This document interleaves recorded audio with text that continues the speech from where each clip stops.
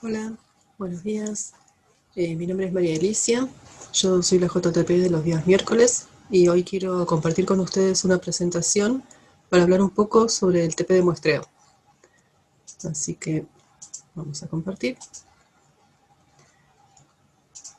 Bueno, con este TP comenzamos con el bloque de prácticos de poblaciones, que como recordarán del primer práctico definimos como un conjunto de individuos que comparten un tiempo y espacio, pero que además son interfértiles entre sí, es decir, que conservan un pool génico común. Esto es muy importante, como vieron, para que la selección natural, por ejemplo, pueda actuar en esa población.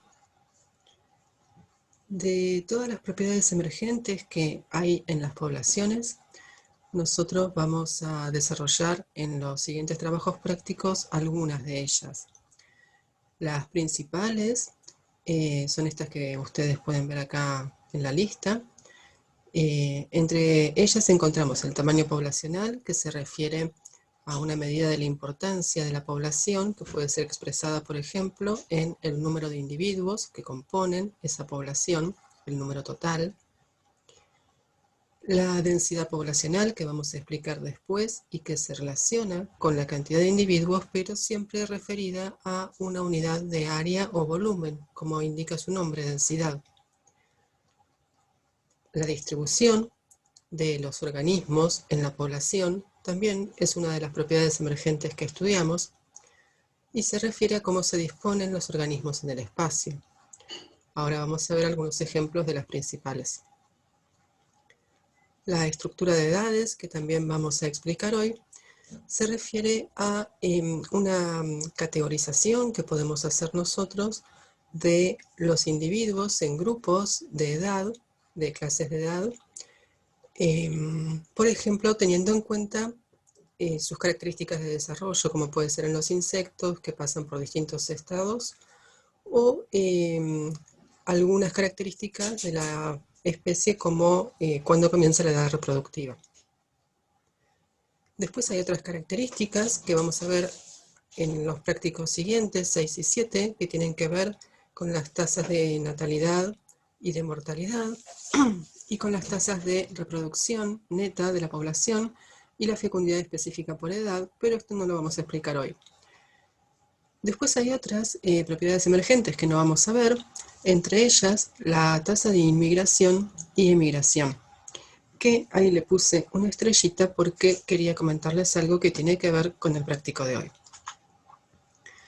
Cuando nosotros analizamos el tamaño poblacional, tenemos que tener en cuenta que la cantidad de individuos que hay en una población dada depende de las entradas y las salidas. Es decir, que lo que estamos midiendo nosotros es el estado de ese sistema, el balance neto que tiene en un momento dado.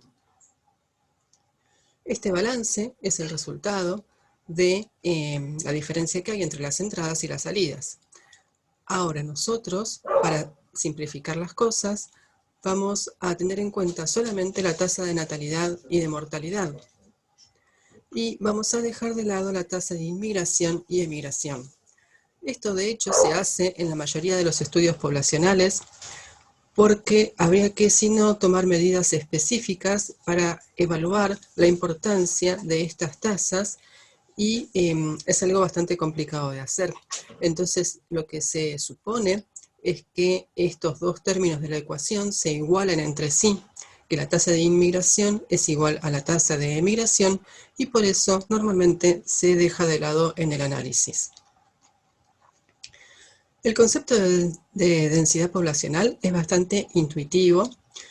En estos dibujitos lo pueden interpretar fácilmente porque pueden observar que una misma cantidad de individuos repartida en áreas más chicas o más grandes implica una densidad poblacional diferente. Obviamente, a misma cantidad de individuos en el área más chica, la densidad poblacional va a ser mayor. Con respecto a los tipos de distribución de los individuos en el espacio, nosotros reconocemos diferentes patrones. Uno de ellos podría ser un patrón al azar, en el cual digamos que la ubicación espacial de cada uno de los individuos, que serían estas pelotitas azules en el espacio que ocupa la población, no sigue un patrón definido, sino que se ubican por características, digamos, de la biología de la especie, en forma azarosa, porque no hay una preferencia por un espacio particular del espacio, y además, para que esta distribución se dé, una de las condiciones que tiene que haber también es que el espacio, digamos, donde está esa población, sea relativamente homogéneo. Es decir, que le ofrezca a los individuos la misma probabilidad de instalarse en cualquier punto del espacio. Bueno, con respecto a los tipos de distribución de los individuos en el espacio, que es otra de las características poblacionales que vamos a estudiar hoy, podemos encontrar tres principales patrones.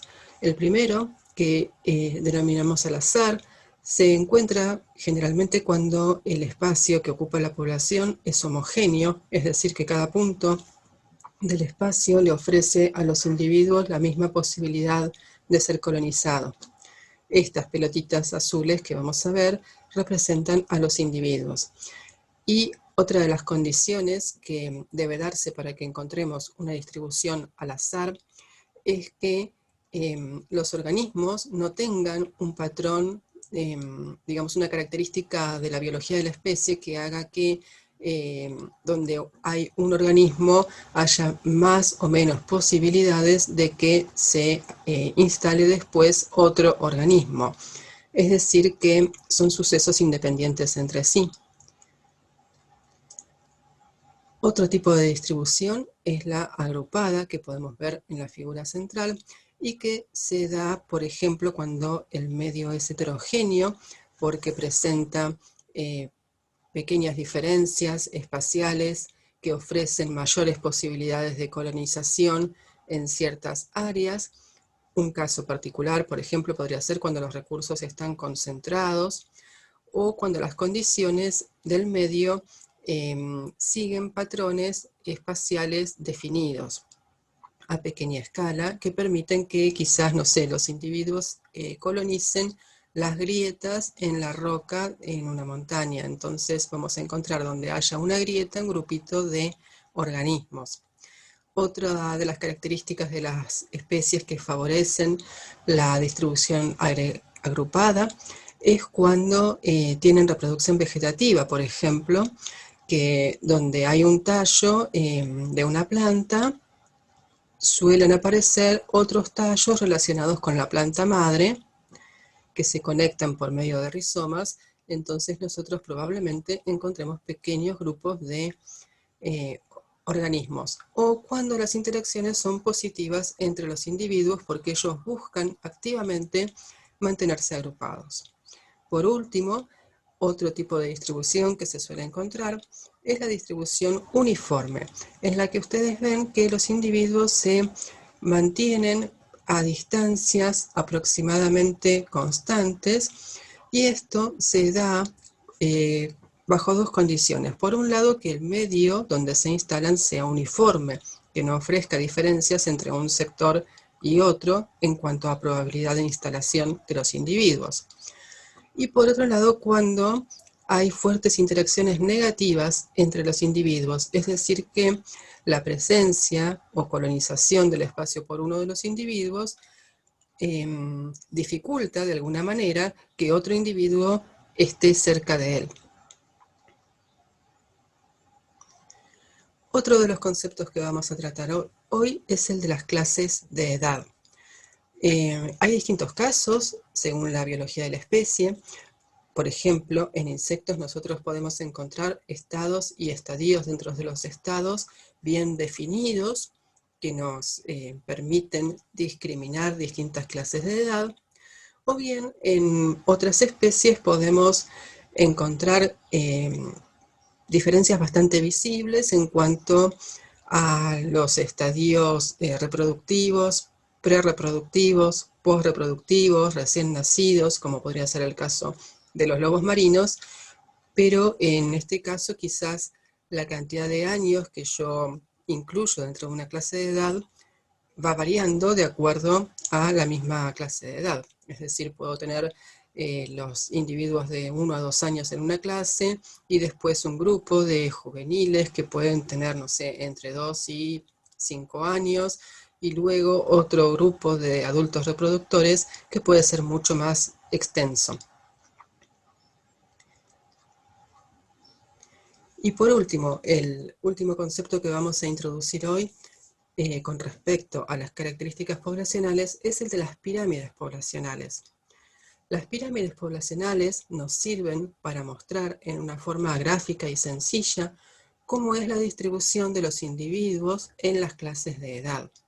Estos dos ejemplos se refieren a la población humana, porque me pareció que eran bastante más rápidos y sencillos de interpretar para ustedes, porque son bien diferentes entre sí. Ustedes pueden ver que en este caso de la pirámide que muestra de Angola, está expresada en cantidad de individuos, y este otro caso de la pirámide poblacional de España está expresada en porcentajes. Cualquiera de las dos se utiliza. Siempre por convención se ponen los machos a la izquierda y las hembras a la derecha. Bueno, la forma de la pirámide nos dice algo acerca de la historia que tuvo esa población y de cómo se supone que pueda evolucionar en un tiempo futuro. Obviamente esto es una suposición nada más, porque los datos con los que conformamos la pirámide poblacional son datos que se extraen en un momento dado. Es decir que, por ejemplo, en este caso, si yo tengo acá menos de 500 millones de habitantes entre 45 y 49 años, si estoy leyendo bien la gráfica, eso no quiere decir que hace 50 años nació esta cantidad de individuos, sino que quizás nacieron más, pero en el transcurso de su vida algunos de los individuos de esta clase de edad fueron muriendo. Esta cantidad de individuos entre 0 y 4 años es la cantidad de individuos que se han censado en el tiempo presente.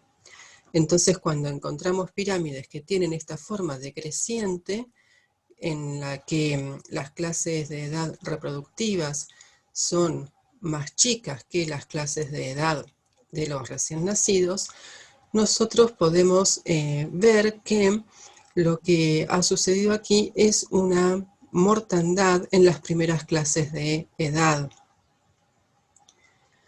Ahora bien, en este otro caso, como la población de España, donde tenemos mayor proporción de la población representada en las clases de edad de los adultos y menor proporción de la población representada en la clase de edad de los individuos jóvenes, lo que podemos inferir, entre otras cosas, es que quizás la tasa de natalidad que estén teniendo estos individuos adultos reproductores hoy sea baja porque están dejando menos de un descendiente cada uno de ellos.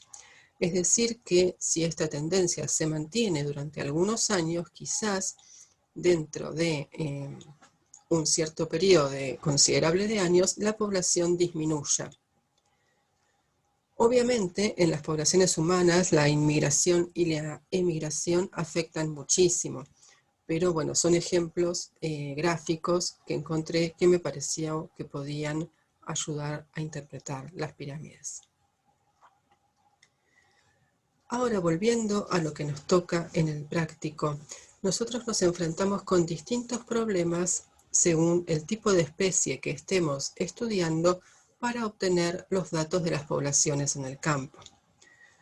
Por un lado, ustedes a la izquierda ven ustedes dos ejemplos de organismos sésiles y a la derecha dos ejemplos de organismos móviles.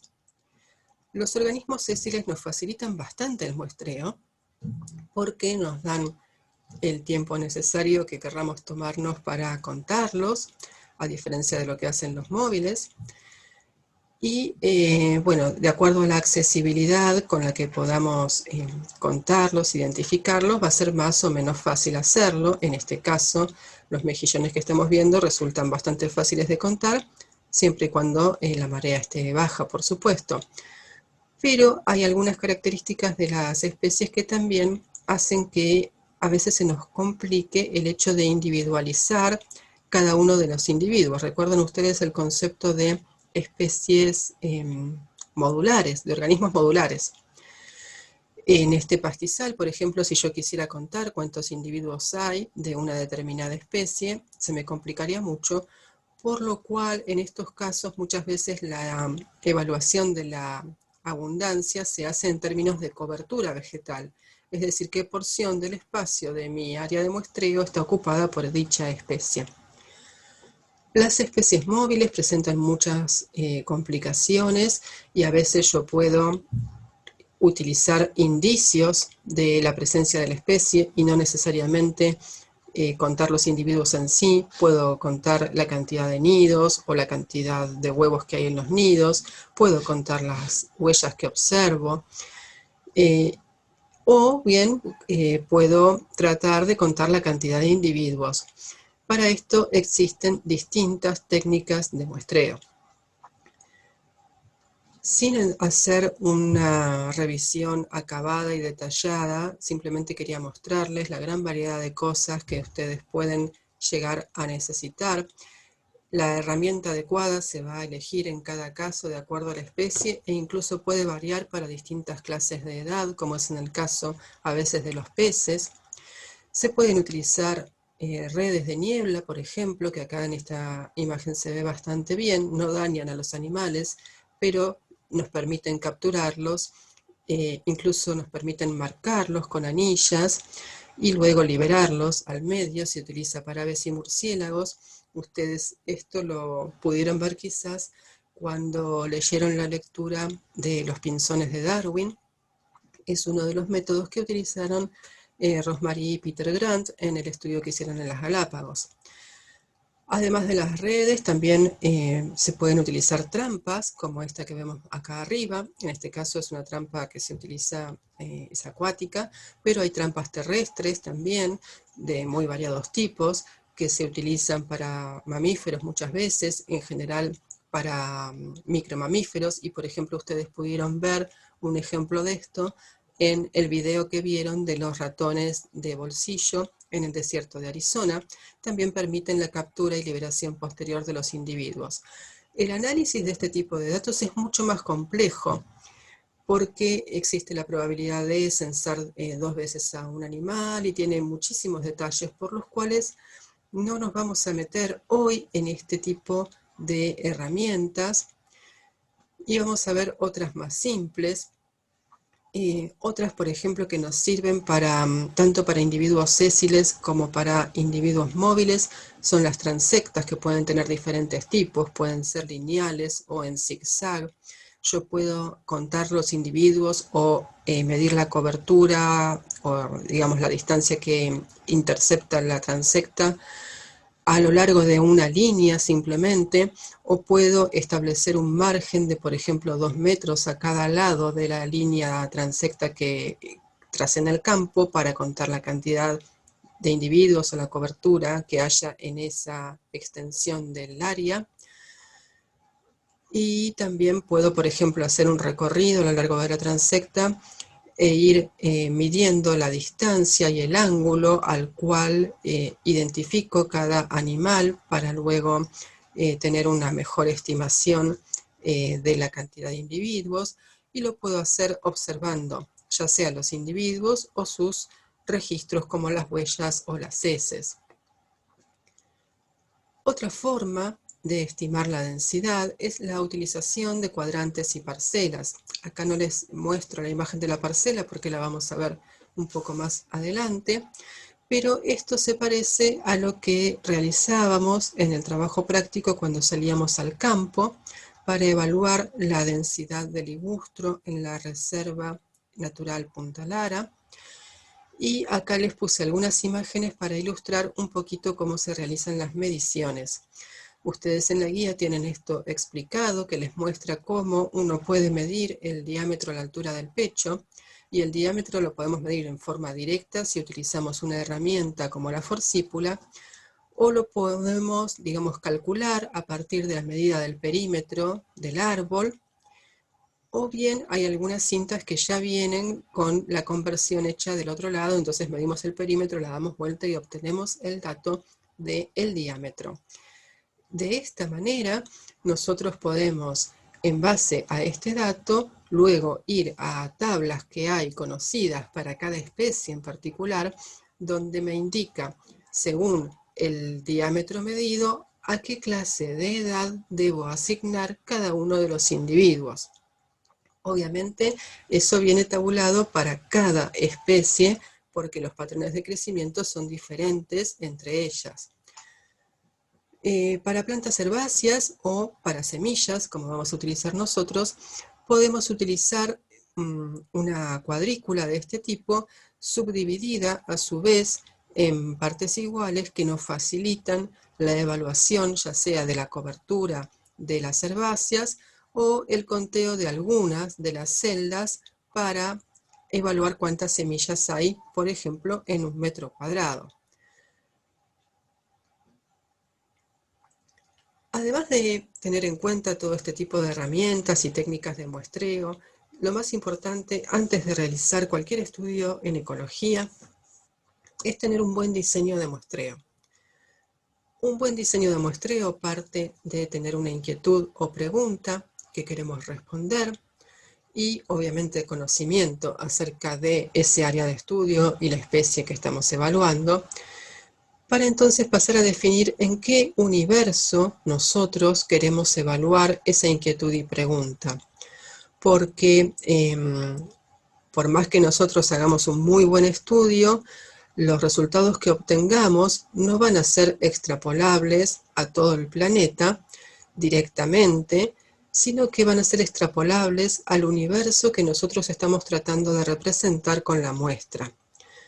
Con respecto a la muestra, nosotros tenemos que definir la extensión del estudio, es decir, que tiene que ver con el espacio y el tiempo, y el grano del estudio. Ahora vamos a explicar qué es esto, así como definir la distribución espacial de las muestras. Una vez que establecemos todo esto, también tenemos que explicitar qué variables vamos a medir, que son, digamos, aquellas que nos van a mostrar los resultados. Y esos resultados tienen que poder responder la inquietud o pregunta. Esto que parece tan obvio y tan sencillo, en realidad hay que tenerlo en cuenta y tratar de escribirlo, de hacer esquemas conceptuales antes de salir a muestrear, porque muchas veces pasa que podemos juntar una gran cantidad de datos que después no nos cierran, no nos sirven para responder nuestra inquietud o pregunta.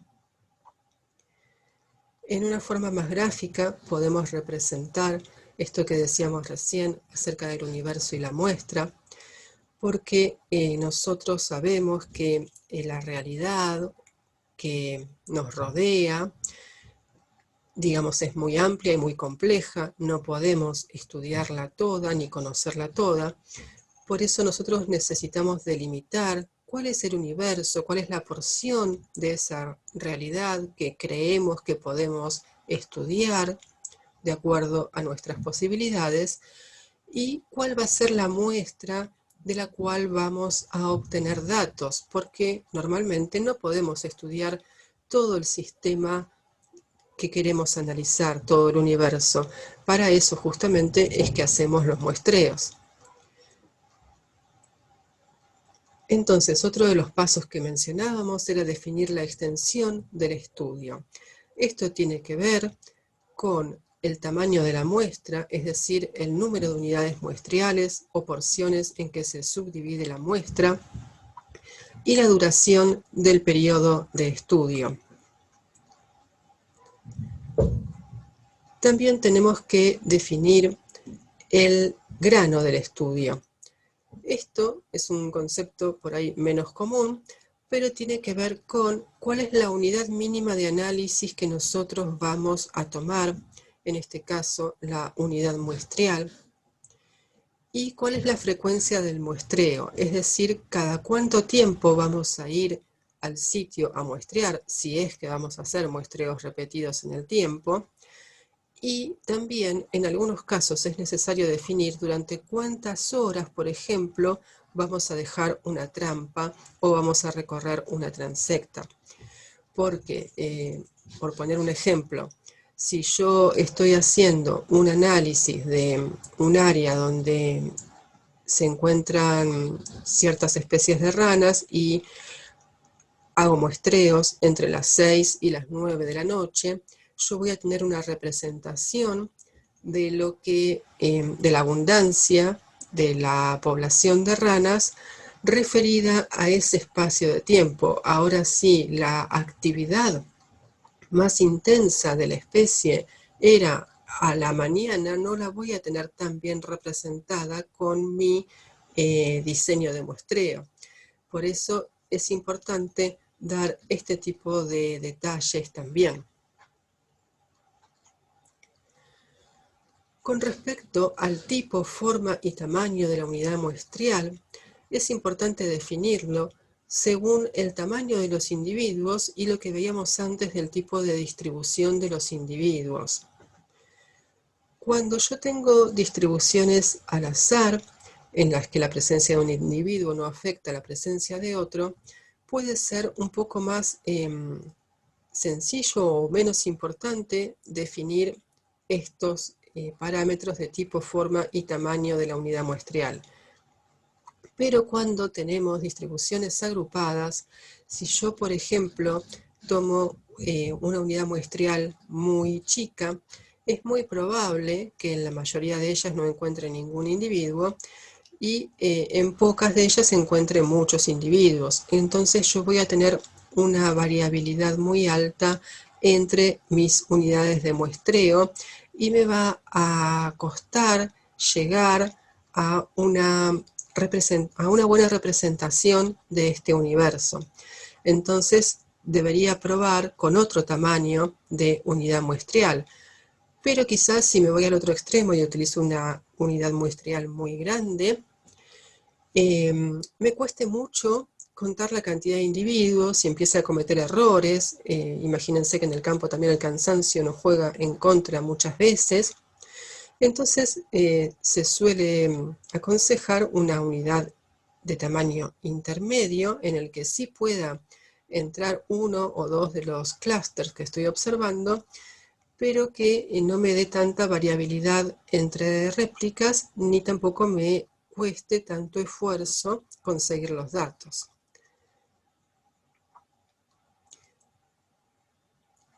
Ahora bien, con respecto a la disposición espacial de las muestras en el espacio, también tenemos distintas opciones.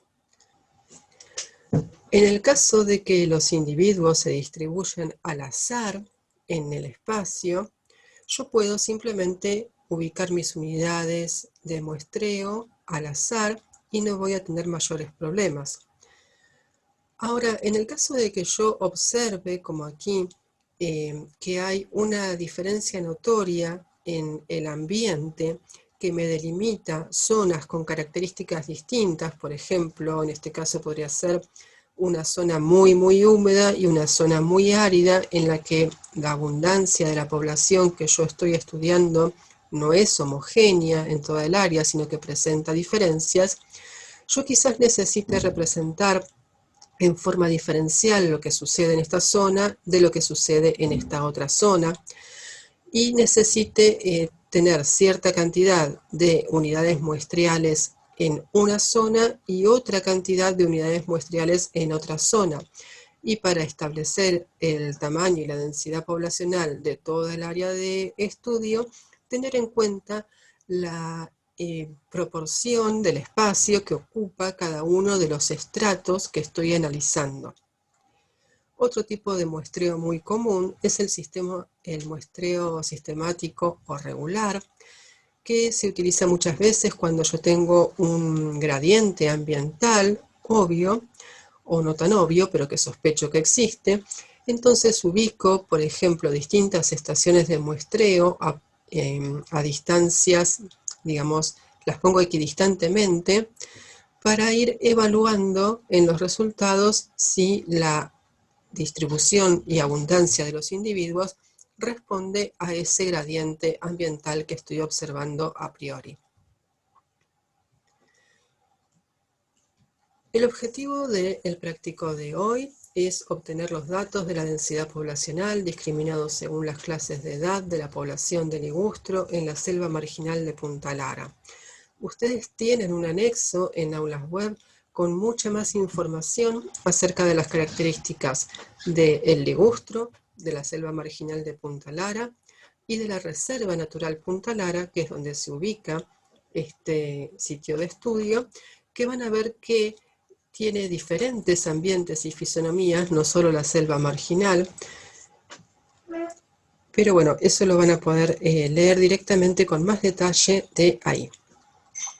Nosotros vamos a trabajar hoy con el ligustro, que es una especie exótica que ha invadido muchos ambientes en la región y que tiene este tipo de frutitos, digamos, en racimos que caen al suelo y dejan las semillas, de las cuales luego germinan las plántulas. En la guía ustedes tienen establecidas cuáles son las clases de edad que vamos a utilizar y van a ver que distinguimos lo que son los árboles de los renovales, que son los individuos más jóvenes. A los árboles los medimos en el campo y los discriminamos en clases de edad según el diámetro y a los renovales según la altura. Para cada, digamos, para cada tipo de organismo establecimos distintas formas de muestreo por la diferencia que tienen en el tamaño y por la diferencia que tienen en la distribución en el espacio.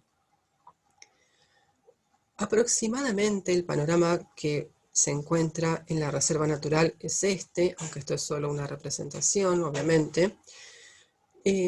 Ustedes tienen el Río de la Plata y cerca del Río de la Plata se encuentra la reserva natural en la que hay distintas especies, obviamente, y acá tenemos representados con los puntitos solamente la población de ligustros. Como verán, la población de ligustros se extiende más allá de lo que es la reserva, incluso podemos tener ligustros en zonas semiurbanas, urbanas, cercanas.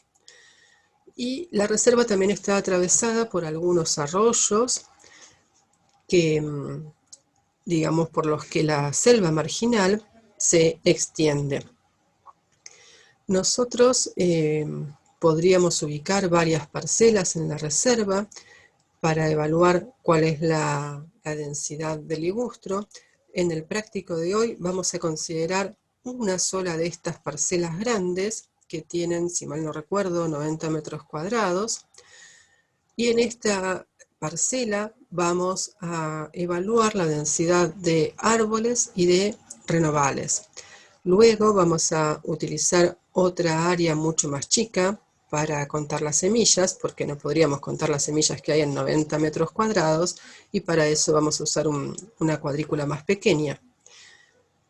Todo esto nosotros lo hemos hecho repetidas veces con los alumnos de ecología, pero para esta modalidad virtual hemos diseñado, en base a los datos recolectados en años anteriores, unas láminas que representan los datos que fuimos obteniendo para que ustedes simulen el muestreo. Van a encontrarse ustedes entonces con estas gráficas, estas láminas. Para las semillas van a ver que es una cuadrícula de 10 por 10 unidades, es decir que hay 100 celdas en total, y ustedes van a muestrear o a contar la cantidad de semillas que hay en algunas de las celdas que nosotros ya seleccionamos mediante una selección de números al azar. Van a promediar luego la cantidad de semillas que hay en las celdas, acumulando de a 4. Esto lo tienen bien explicado en la guía. Si no lo llegan a entender, nos consultan por los foros cómo hacerlo. con el objetivo de establecer cuál es el área mínima de muestreo, es decir, cuántas de estas celdas yo tendría que contar para evaluar con relativa precisión la cantidad de semillas que hay. Y luego van a estimar la densidad de semillas, es decir, la cantidad de semillas por metro cuadrado. Para los renovales y los árboles se van a encontrar con este tipo de láminas que representan en círculos amarillos todos los renovales y en círculos grises todos los árboles. Con los numeritos tienen indicada la clase de edad a la que pertenece cada renoval. Los circulitos amarillos que no tienen nada pertenecen a la clase de edad 1. Los árboles, que los ven en gris, el dato que tienen es el del diámetro. Entonces, con este dato ustedes van a ir a la tabla y ahí van a establecer la clase de edad. Para los renovales van a identificar 16 unidades muestriales entre todas las láminas que hay, que son 4. Van a contar cuántos renovales hay de cada clase de edad y van a calcular el promedio de renovales por unidad muestrial para cada una de las clases de edad. Y luego van a calcular el número de renovales por metro cuadrado, es decir, la densidad. En el caso de los árboles, acá les puse las 4 láminas para que las vean de un vistazo. Ustedes van a contar todos los árboles presentes en la parcela, es decir que vamos a realizar un censo muestrial. Estas láminas nosotros las dividimos en 4 simplemente para poder subirlas a aulas web para que fuera más cómodo trabajar, pero corresponden a una única parcela, ¿sí? Que está dividida en las láminas A, B, C y D. Entonces acá ustedes lo que van a tener que hacer es tratar de no contar 2 veces el mismo árbol e ir anotando, por ejemplo, cada uno de los árboles que van registrando, marcando a qué clase de edad pertenece y luego sumar cuál es la cantidad total de árboles de cada una de las clases de edad en la parcela y luego convertir ese número a densidad poblacional relacionándolo con el área total de la parcela. Bueno, espero que con esta explicación les resulte un poco más sencillo el práctico. Después de que tengan los datos que pueden anotar en ese archivo que denominamos tablas, ustedes van a entrar a aulas web a resolver el cuestionario en forma individual, donde van a tener que elegir cuáles son las opciones correctas.